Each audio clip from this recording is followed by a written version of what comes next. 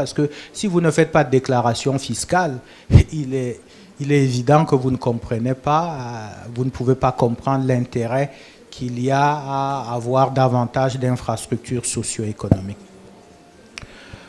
Well, the last question was asked by, I think you did not introduce yourself, but I think your question was in relation with the quality, the improvement of the quality of control audits, and you wanted to know exactly what will be done to improve this quality of control and reduce litigation. I think Mr. Chief of Division insisted on the fact that from now on we are setting up at the level of the tax administration, and it will be the case also at the regional level. We're setting up a quality committee. What will the quality committee do? The quality committee will be open to taxpayers who are submitted to an audit. What we've noticed is that usually the tax inspector, when on the field, will act alone and will decide of the taxes to be paid after an audit. When he decides of the amount of the tax, it is already written in what we call IMA. And when it is already in the IMA, the only way to look into the file to see whether the control was well done or not is litigation. What we want to do is to avoid systematic litigation for taxpayers.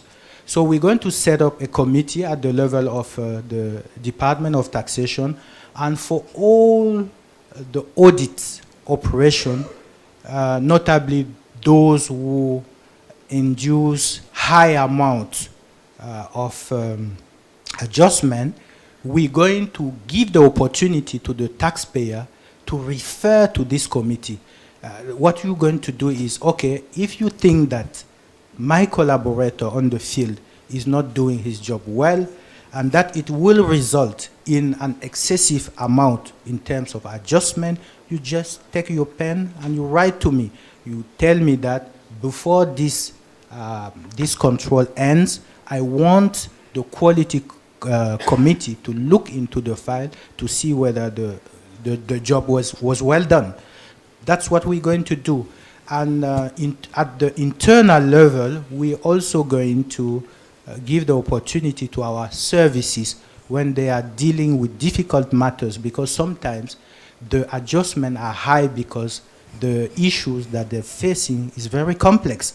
So we also give the opportunity to our collaborators to refer to the quality committee, to ask the quality committee whether what they intend to do in terms of adjustment is right or not.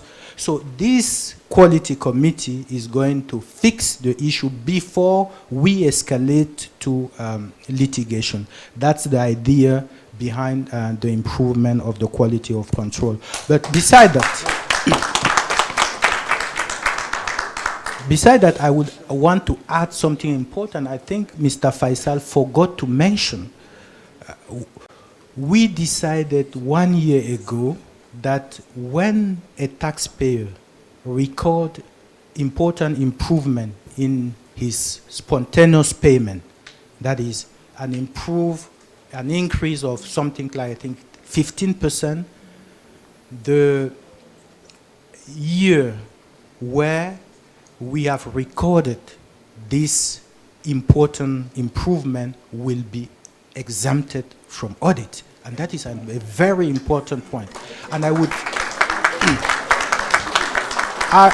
would like to invite you to take advantage of this measure, because what we want to do is not, multiply the number of controls audit within the companies. That's not our aim. What we want is improve the compliance of taxpayers.